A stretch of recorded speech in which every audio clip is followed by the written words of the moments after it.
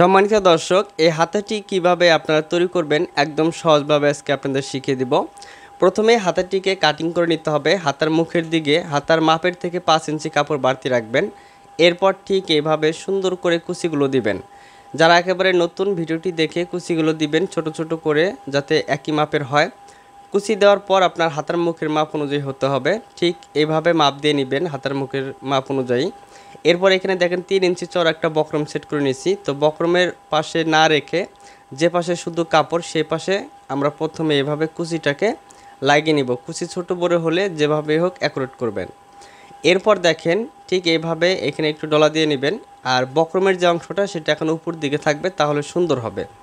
এখন এখানে একটা আমরা চিকন পাইপিং করে নিব অন্য একটি কালারের কাপড় দিয়ে। দেখেন ডাবল ভাঁজ করে ঠিক এটার ভিতরে জাস্ট একটু ঢুকিয়ে দিয়ে শুধু চাপ সেলাই দিব, তাহলে এখানে চিকন পাইপিং হবে। একদম সমান করে ধরবেন, পাইপিংটা যাতে এক মাপের হয়, যাতে ছোট বড় না হয়। এভাবে একটা সেলাই দেওয়া হয়ে গেলে বাড়তি অংশ কেটে নিয়ে এরপর এখানে আরেকটি সেলাই দিতে হবে। একটু দূরত্ব রেখে আরেকটি সেলাই দিয়ে দিচ্ছি আমি। আচ্ছা, এটাকে 60 হাতা বলে। এরপর এই কাপড়টিকে সোজা পাশে এইভাবে ধরে একদম মাথায় মাথায় একটা সেলাই দিতে হবে। ঠিক আছে, সোজা সাইডে ধরে মাথায় মাথায় এইভাবে সেলাই দিব। এরপর এই কাপড়টিকে এখন উল্টিয়ে নিতে হবে, অর্থাৎ উল্টা পাশে ঠিক এভাবে নেওয়ার পর সুন্দর করে এখানে একটু ডলা দিয়ে নিয়ে এখানে আরেকটা সেলাই দিব, তাহলে আমাদের সুতা উঠে আর নষ্ট হবে না। ঠিক আছে, এখানে একটা বাটিক দিয়ে সেলাই করে নিচ্ছি। যদি এভাবে সেলাই করতে পারেন তাহলে আর কাপড়ের সুতা উঠে নষ্ট হবে না। জর্জেট কাপড়গুলো ঠিক এভাবে সেলাই করা হয়। এখন হাতাটিকে সোজা পাশে নিয়ে আসতেছি, এটা হচ্ছে আমাদের সোজা সাইড। এখন সোজা সাইডে দেখেন এরকম হবে আমাদের হাতাটি। এখন হাতাটি পরার পর ঠিক এরকম হবে। এখানে যদি লুজ হয়ে যায় তাহলে এখানে কিভাবে টাইট করবেন দেখেন। এই জয়েন্টটা যে আছে এই জয়েন্টের এখানে টিপ বোতাম সেট করতে হবে। এখানে একটা টিপ বোতাম সেট করব। দেখেন কিভাবে আমরা টিপ বোতামটা সেট করি।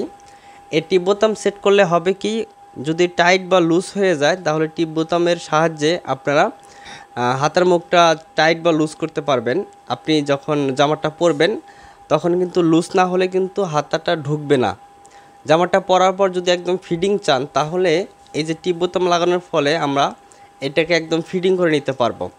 এপাশে লাগানোর পর বাকি অংশটা এই পাশে লাগিয়ে নিচ্ছি। দেখেন মাঝখানে 1 ইঞ্চি বা 1.5 ইঞ্চি ফাঁকা রেখে ঠিক এভাবে আপনার টিপ বোতামটা লাগিয়ে নেবেন। ভালোভাবে লাগিয়ে নেবেন যাতে করে খুলে না যায়। এখানে আমি দেখেন টিপ বোতামটা সেট করে নিচ্ছি। তাহলে এখানে লাগানোর পর নিচের দিকে কিন্তু আবার আরেকটি লাগিয়ে নিতে হবে, তাছাড়া কিন্তু শুধু উপরে লাগাইলে কিন্তু ভালো হবে না। তো এখানেও আরেকটি সেট করে নিব।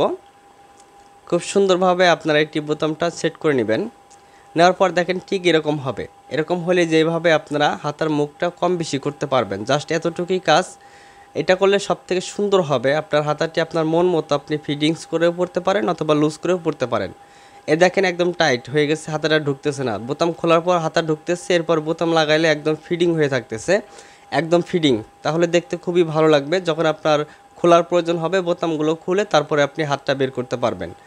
ঠিক আছে, আচ্ছা এইভাবে আপনার কাজগুলো করবেন। ভিডিও ভালো লাগলে শেয়ার